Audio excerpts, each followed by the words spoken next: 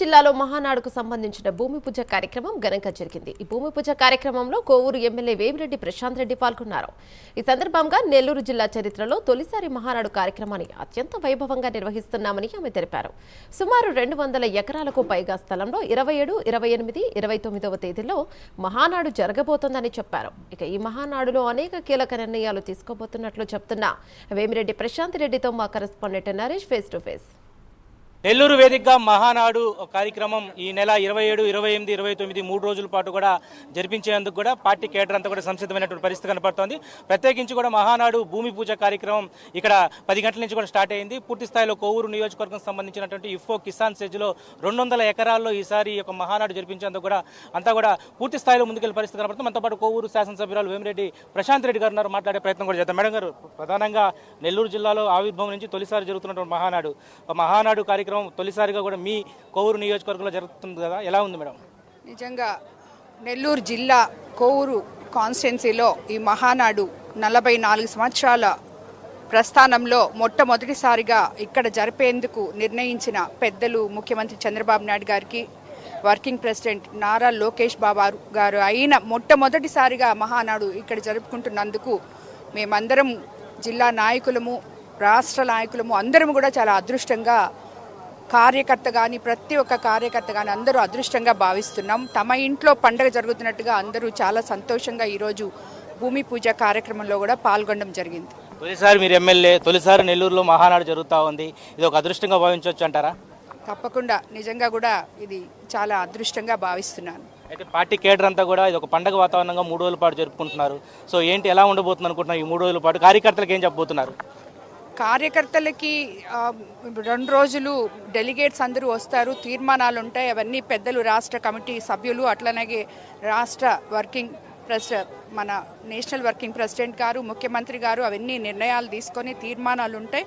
అవన్నీ కూడా ఆ 2 రోజులు జరుగుతాయి. ఆఖరి రోజు సుమారు 7 లక్షల మందితో ఇక్కడ బహిరంగ సభ కూడా ఏర్పాటు చేయబోతున్నాం. దానికి ప్రతి కార్యకర్త, ప్రతి నాయకుడు తన పండుగ అయినట్టు, తన ఇంట్లో పెళ్ళైనట్టో పండుగ అయినట్టో ఇక్కడ నెల్లూరు జిల్లాలో ప్రతి ఒక్కరు కూడా కష్టపడి పనిచేస్తారని చెప్పి, క్రమశిక్షణతో పనిచేస్తారని చెప్పి కూడా నేను ఆశిస్తున్నాను. రాష్ట్ర తెలుగుదేశం అంతా కూడా కోవూరు నియోజకవర్గ శాసనసభ్యులు వేమిరెడ్డి ప్రశాంత్ రెడ్డి వైపే చూస్తూ ఉన్నారు.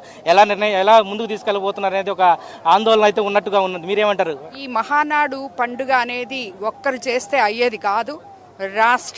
రాష్ట్రం మొత్తం మీదున్న తెలుగుదేశం కార్యకర్త దగ్గర నుంచి రాష్ట్ర నాయకులు, జిల్లా నాయకులు అందరూ కూడా సమిష్టిగా కలిసి పనిచేస్తేనే ఈ మహానాడు తప్పకుండా సక్సెస్ అవుతుంది. వాళ్ళందరితో కలిసి పనిచేసి మహానాడుని సక్సెస్ చేసి, మహానాడు ముందు నెల్లూరు జిల్లా, మహానాడు తర్వాత నెల్లూరు జిల్లా ఎలా ఉంటుందో ప్రజలకి చూపిపోతున్నారు. అయితే దీని మీద వైసీపీ రాద్ధాంతం చేస్తూ ఉంది మేడం. పదే కూడా నెల్లూరులో ఈ విధంగా జరగడాన్ని బట్టి ఏమంటారు మీరు?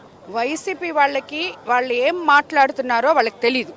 ఎందుకంటే ఇది ఒక మహాపురుషుడు, యుగ పురుషుడి జన్మదినం సందర్భంగా పార్టీలు, ఒక తెలుగుదేశం పార్టీ అయినా ఎన్టీ రామారావు గారిని మనం చూడాలి.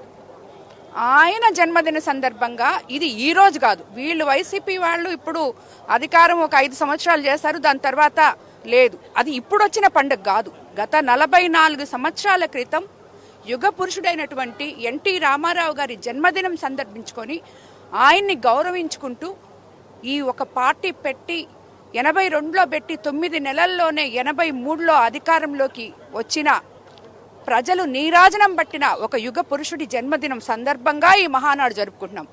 వాళ్ళకి రాష్ట్రంలో మహానాడు ఎక్కడ జరుపుకున్నా దానికి ఎవరు మాట్లాడాల్సిన అవసరం లేదు. ఆ ఇంగిత జ్ఞానం కూడా లేని వైసీపీ వాళ్ళు ఈ మహానాడు గురించి మాట్లాడుతున్నారంటే ఇంకా వాళ్ళు ఏం మాట్లాడుతున్నారో వాళ్ళకే అర్థం కావట్లేదు. చివరిగా ఈ కోవూరు సంబంధించిన ప్రాంతంలో ఇఫ్కో కిసాన్ సెజ్లోనే ఎందుకు పెట్టాలని నిర్ణయించారంటారు? ఇఫ్కో కిసాన్ సెజ్ అన్నిటికీ అనుకూలంగా ఉంటుందని మంత్రివర్యులు, రాష్ట్ర ముఖ్యమంత్రి, working national president Nara Lokesh Babu గారు, కేంద్ర కమిటీలు అన్నీ నిర్ణయించాయి. ఎందుకంటే ఇది సుమారు 2700 ఎకరాలు. ఇక్కడ పార్కింగ్ కానీ, మన బహిరంగ సభ కానీ, అలాగే మిగతా 2 రోజులు జరగబోయే డెలిగేట్ సభ అన్నీ ఒక ప్రాంతంలో ఉంటాయని, ప్రజలు ఎవరు ఇబ్బంది పడకుండా అటు వచ్చే వాళ్ళకి ఇటు వచ్చే వాళ్ళకి కూడా ట్రాన్స్పోర్టేషన్ కూడా, ట్రాఫిక్ ఇది కూడా మామూలు నెల్లూరు వాసులకి ఎటువంటి ఇబ్బంది లేకుండా ఇక్కడ జరిగితే మంచిదని ప్రతి ఒక్కరూ నిర్ణయించిన స్థలం ఇది. సో మొత్తానికైతే ఈసారి మహానాడు కార్యక్రమం అంగరంగ వైభవంగా నిర్వహించేందుకు కూడా పూర్తి స్థాయిలో అన్ని సంసిద్ధం చేసిన పరిస్థితి కనపడతా ఉంది. ఈ నేపథ్యంలోనే కోవూరు శాసనసభ్యురాలు వేమిరెడ్డి ప్రశాంత్ రెడ్డి అయ్యుండొచ్చు, ఎంపీ వేమిరెడ్డి ప్రభాకర్ రెడ్డి ఆధ్వర్యంలో ఈసారి ఘనంగా నిర్వహించేందుకు కూడా అన్ని ఏర్పాట్లు చేస్తున్నామని చెప్పి ఒకవైపు